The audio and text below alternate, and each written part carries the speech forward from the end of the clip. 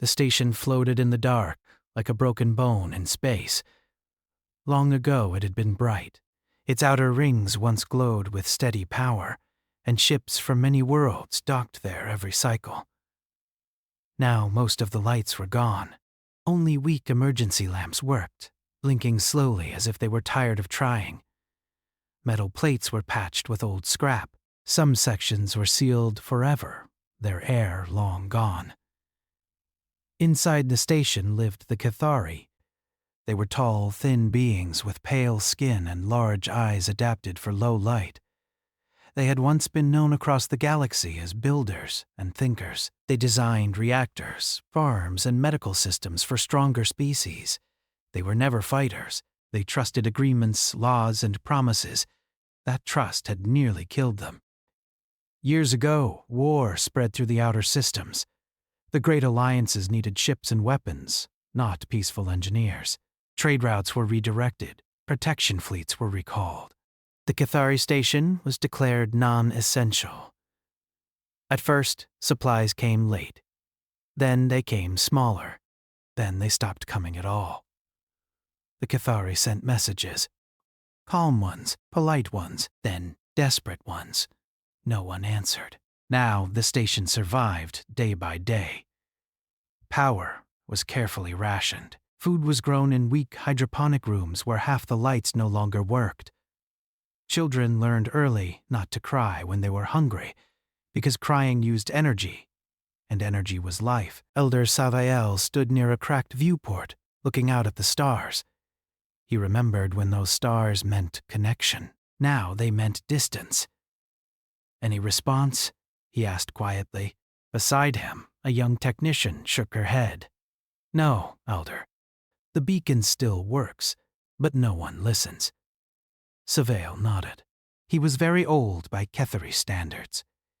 His back curved slightly, not from age alone, but from years of carrying responsibility. He had watched hope fade from his people, one promise at a time. "Turn the beacon to low power," he said. "We cannot waste energy on silence." The technician hesitated. "If we turn it down, what if someone comes?" Savael closed his eyes for a moment.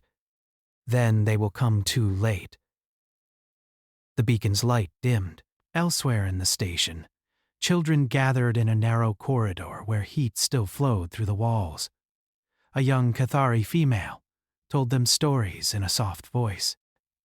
Stories about the past, about open markets, music, and skies full of ships. "Did humans ever come here?" one child asked. The storyteller paused. Humans were a strange subject. Everyone had heard of them, loud, emotional, violent in war, loyal in ways that made other species uncomfortable. "No," she said carefully. "Humans stayed closer to their own space." "Are they monsters? Are they?" She smiled sadly. "No one really knows." On the station's command level, alarms suddenly flickered to life. A sound echoed through empty halls, not loud, but impossible to ignore. A sensor ping. The technician who monitored long-range scanners froze. The screen showed a new mark where nothing had been before. "Elder," she whispered, her voice tight. "We have an incoming vessel." Savael hurried forward. His heart beat faster than it had in years. He stared at the data, afraid to hope, afraid not to. The ship was alone, medium-sized, not a trader fleet, not a war group. The identification code translated slowly. Human exploration vessel. The room filled with quiet tension. "Human?" one council member said. "Why would a human ship be here?" "Perhaps they are lost," another suggested. "Or scouting," a third said darkly. "Humans do not wander without reason." Savael raised a hand for silence. "What is their approach speed?" "Slow," the technician answered. "Non-threatening vector. No weapons charging." That made no one relax. The Cathari had learned that danger did not always announce itself loudly. A communication request appeared on the screen. Simple. Open frequency. No encryption. Savale swallowed. Put it through. The image that appeared was unfamiliar. A human male filled the screen. His skin was darker than many star-faring species. His hair was short and dark. His eyes were focused, tired, but calm. He wore no armor, just a simple uniform with small marks of rank. "This is Commander Elias Ward of the human exploration ship Horizon's Reach," he said. His voice was steady. "We detected a weak beacon. Are you receiving?" For a moment, no one spoke. Savale stepped forward. We receive. "This is Elder Saval of the Cathari station." The human nodded. "Your beacon signal is degraded. We almost missed it." Savale's chest tightened. "Almost." The human continued. "Our charts list this station as inactive. That didn't sit right with us." One council member whispered. They noticed. Commander Ward looked directly into the camera. "I'll be direct," he said. "Do you need help?" The question hit the room like a shockwave. No demands, no threats, no contracts. Just help. Savale opened his mouth, then closed it again. His people had begged for help before.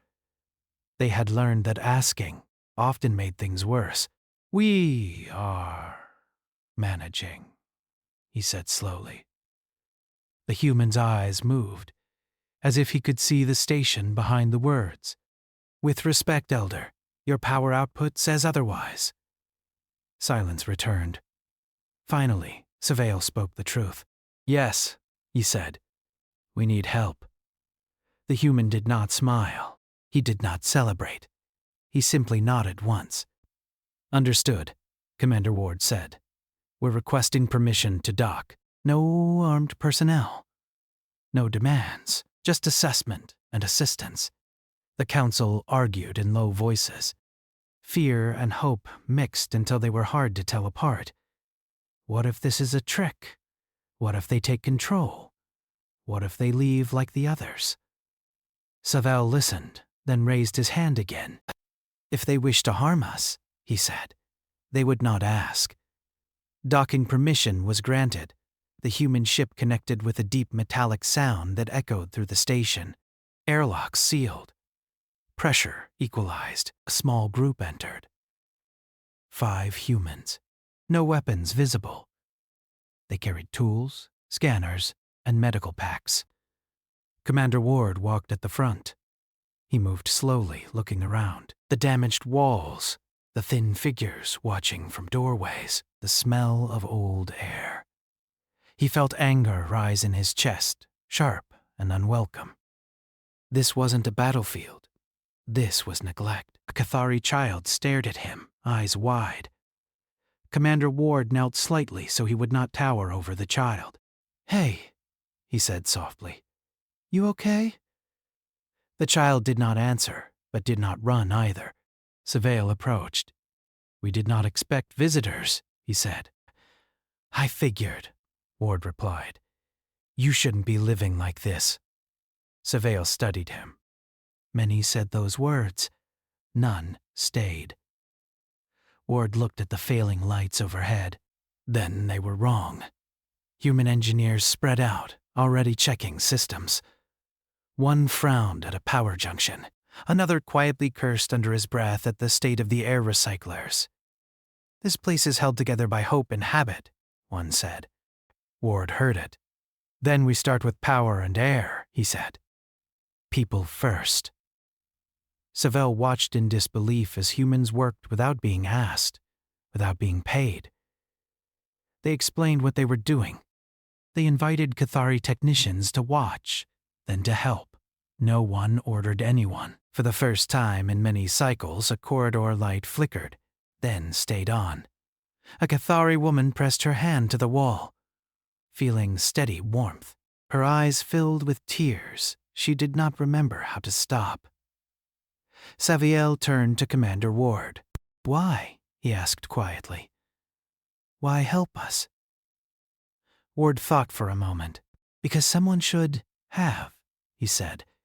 And because humans, we don't like it when people get left behind. Outside the viewport, the stars did not change. But inside the station, something did. Hope did not return all at once. It was fragile, careful.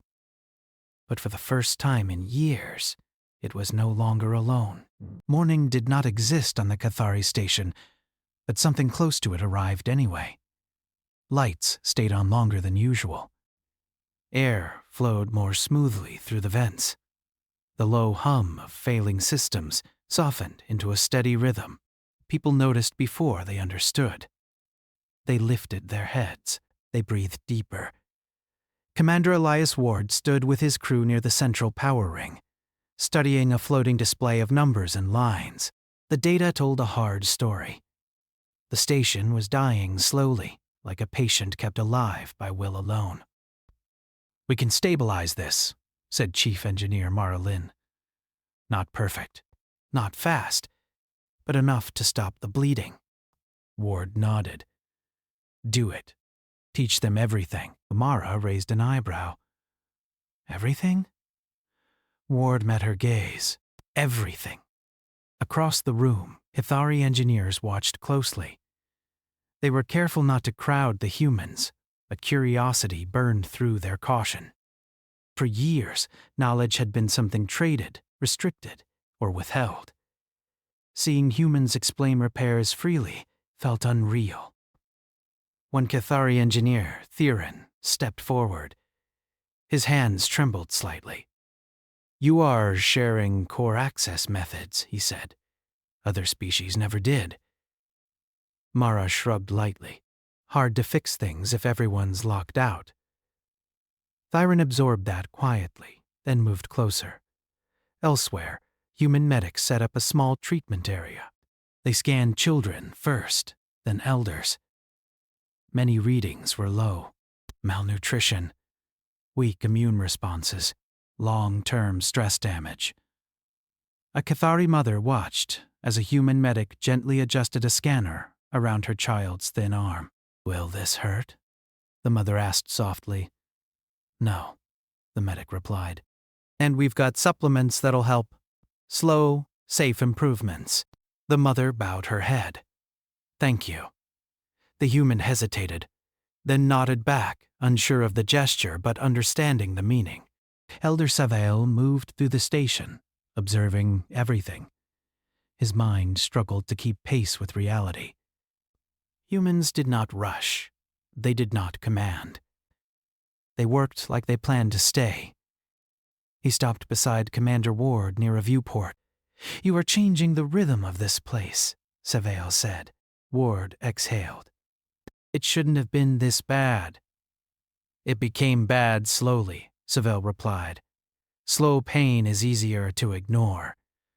Ward looked out at the stars. "Not for us." Savail studied him carefully.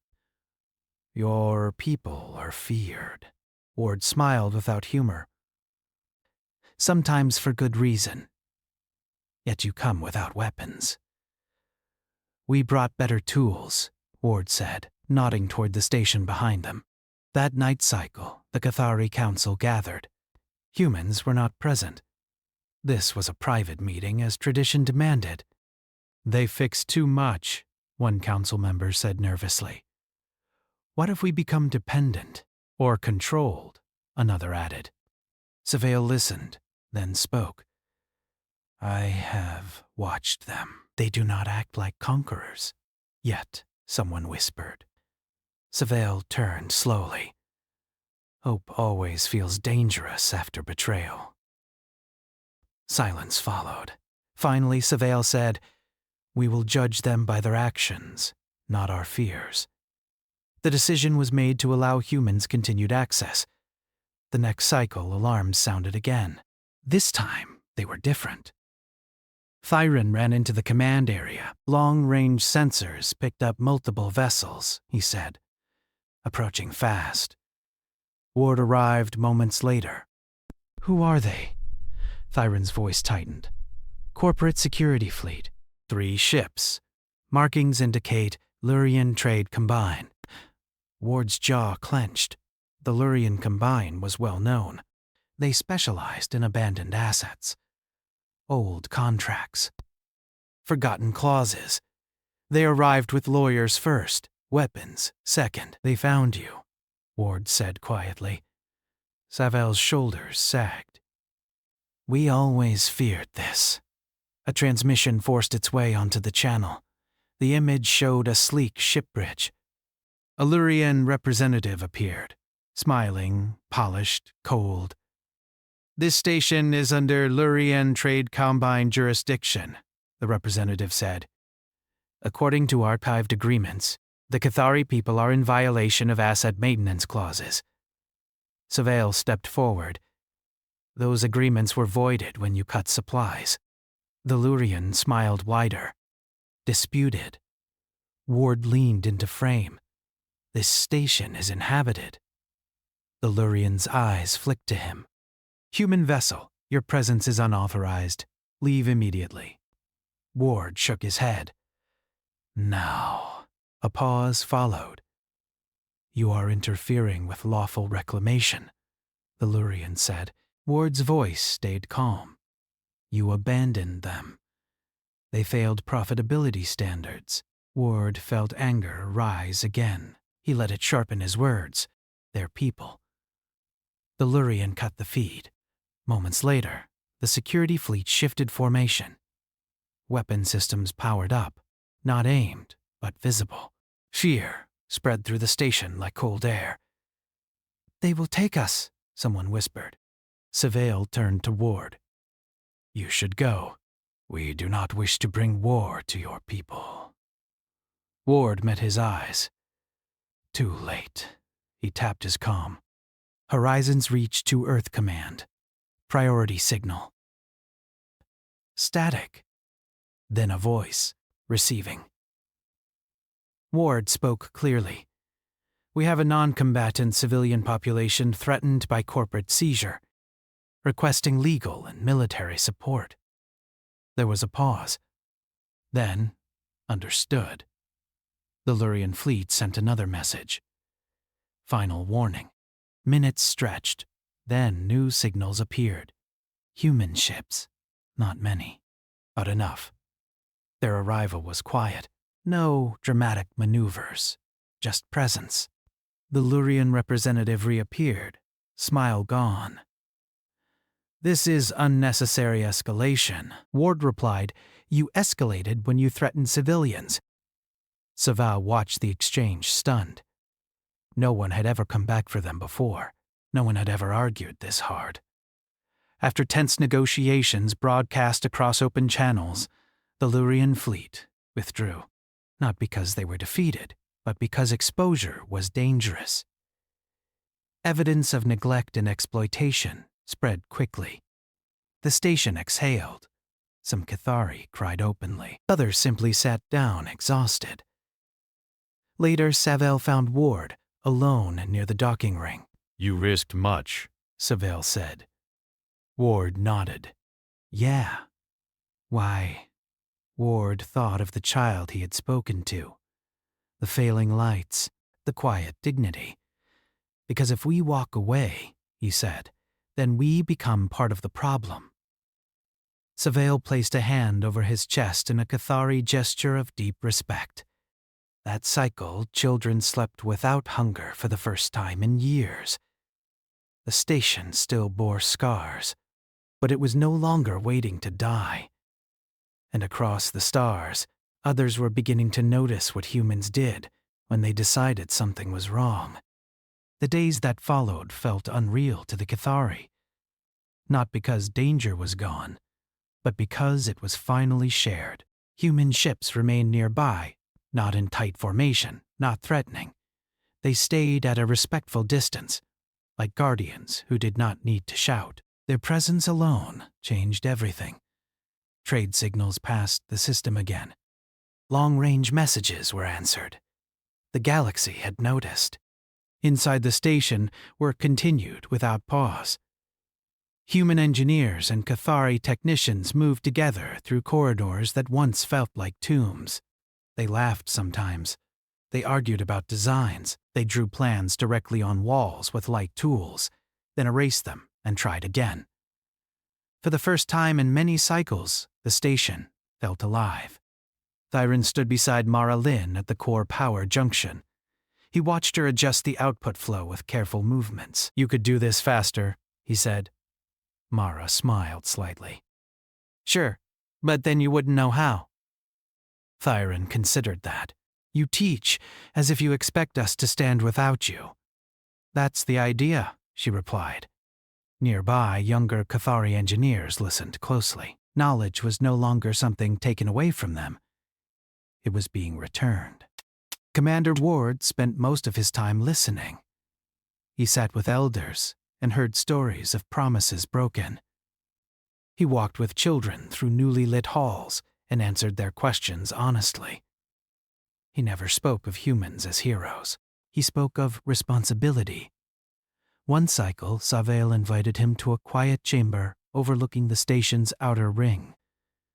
"Our people are confused," Savail said gently. "They ask why humans do not claim authority." Ward leaned against the railing. "'Cause this isn't ours." Others would say power unused is power wasted. Ward shook his head. Power used wrong lasts longer. Savail studied him carefully. "You speak like someone who has seen that happen." Ward did not answer. He didn't need to, but not all eyes watching the station were friendly. Far beyond sensor range, meetings took place. Corporate boards reviewed data streams with concern.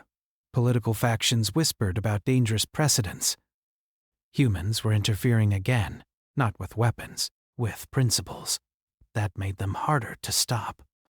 A message arrived from a nearby Alliance outpost. A light. Curious. They requested clarification on human involvement with the Cathari. Ward chose to respond publicly. "This station was abandoned," he said calmly on open channels. "Its people were left to fail. We chose not to accept that." The response spread fast. Some praised it. Others warned that humanity was destabilizing established order. Back on the station, that debate felt distant. What mattered was air that flowed clean, food stores that grew stronger each cycle, children who played without fear of collapse alarms. Still, fear did not vanish completely. One cycle, Thyron approached Ward privately. "Our people worry," Thyron said. "When you leave, others may come." Ward nodded. "That's a fair worry. What will stop them?" Ward looked toward the busy station floor. "You will." Thyron frowned. "We are not warriors. Neither were we," Ward replied. "Once." Thyron absorbed that slowly. Soon after, a crisis tested everyone. A structural failure occurred in an old cargo ring. Metals screamed. Pressure dropped. Emergency seals failed to engage. Alarms howled. Humans and Cathari ran together without hesitation. No orders were shouted. Everyone knew their role. Mara crawled through a narrow shaft with Thyron behind her. Air rushed past them as systems struggled to compensate. "We don't have enough time," Thyron said. Mara grimaced. "Then we don't waste any." They worked with bare hands when tools failed. Thyron used an old Cathari technique long forgotten. Mara adapted it instantly. The breach sealed. When pressure stabilized, silence followed. Then cheers. Not loud, not wild, just relieved. Later, Thyron realized something had changed inside him. He had not waited for humans to save the station. He had saved it with them. That night cycle, the Cathari Council gathered again. "This is no longer survival," one elder said. "This is recovery. And recovery attracts attention," another warned. Savail nodded. "Then we must decide who we are now." The decision they reached was quiet, but powerful. They would no longer hide. A formal broadcast was prepared. Not a plea, a statement. Savail spoke on behalf of his people. "We were abandoned," he said calmly. "We endured. We are rebuilding. Any who wish to engage with us must do so openly and fairly." Human channels amplified the message. Some species listened.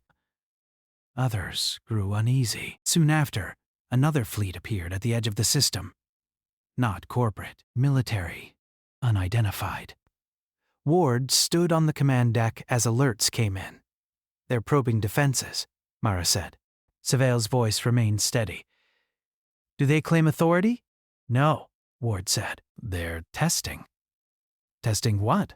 Savail asked. Ward answered honestly. "Us." Human ships moved, not forward, not aggressive, but closer to the station. The message was clear. This space was no longer empty. The unidentified fleet did not cross the line. They lingered, then withdrew. No shots were fired, but the meaning was understood across the region. The Cathari were no longer alone. Later, Ward prepared to send part of his crew back. Supplies were stable. Knowledge transfer was ongoing. The station no longer depended on him. Savail met him at the dock. "You are leaving," Savail said. "Some of us," Ward replied. "Not all." Savail inclined his head. "Then this was never charity." Ward smiled faintly. "No. This was partnership." As the human shuttle departed, children waved from the corridor windows. The station lights held steady. Across the galaxy, analysts began to write new reports. Humanity was not expanding territory. It was expanding responsibility. And for many powers, that was far more dangerous than conquest. The station no longer felt like a place waiting to be claimed. It felt like a place choosing its future. Weeks passed. Systems stabilized. Power reserves grew. Hydroponic bays expanded into sections once sealed and forgotten. The Cathari learned quickly, not because humans pushed them, but because they finally believed effort mattered again. Human presence changed too. They stopped acting like rescuers and began acting like neighbors. Some humans left, returning to their ships with reports and data. Others stayed behind by choice, rotating shifts, living inside the station instead of aboard their vessels. They ate Cathari food. They learned Cathari words. Small misunderstandings happened, then turned into laughter. Commander Elias Ward remained, but he no longer stood at the center of everything. That, to him, meant success. Elder Savail noticed it first. During a council meeting, Ward sat off to the side, listening. Cathari voices filled the room. Disagreements happened openly now. Plans were debated, not feared. When the meeting ended, Savail approached him. "You could have guided the discussion," Savail said. Ward shook his head. "Not my place." Savail studied him. "You lead by stepping back." Ward smiled faintly. "That's the goal." Beyond the station, attention grew. Trade vessels arrived cautiously at first. Some came out of curiosity. Others came hoping to profit from change. Human ships monitored quietly, not blocking traffic, but watching patterns. The message was clear. This space was open, but not unguarded. One cycle, a Cathari transport docked carrying representatives from a nearby species. Their posture was polite but stiff. They spoke carefully, measuring every word. "We heard reports," their leader said, "of human protection." Savail corrected him calmly. "Human cooperation." The representative blinked. "That is unusual." Ward was present, but silent. Negotiations followed. Fair terms. Shared benefits. No hidden clauses. The visitors left unsettled, not by loss, but by the lack of manipulation. They will talk, Marilyn said later. Ward nodded. Good. But not all attention came peacefully. A distant power block issued a formal complaint to human leadership. They accused humanity of interference, of disrupting established systems, of encouraging unrest. The human response was brief. We encourage responsibility. That answer unsettled many. On the station, change reached deeper than infrastructure. Children who once hid in warm corridors now ran through open sections. They learned both Cathari history and human stories. They asked questions, without fear of silence. One child asked Ward, "Why didn't you leave like the others?" Ward crouched to their level. Because staying mattered. The child thought about that for a long moment, then nodded, as if it made perfect sense. Dhyron, once hesitant and careful, now led teams. He corrected human engineers when they misunderstood Cathari systems. He did so without apology. One day, he caught himself giving instructions confidently and paused. This was new. Later, he told Savael, "I no longer feel like something fragile." Savael smiled. That feeling is called dignity. Yet even dignity did not erase danger. Long-range sensors detected unusual movement. Ships gathering beyond normal routes. Not close enough to threaten, but close enough to watch. Testing boundaries again. Human command notified Ward. Reinforcements were available if needed. Ward declined. "Not yet," he said. "Let's see who steps forward." Instead, he encouraged the Cathari Council to respond. Savael issued a broadcast. "This station is sovereign," he said calmly. "We welcome trade. We reject exploitation.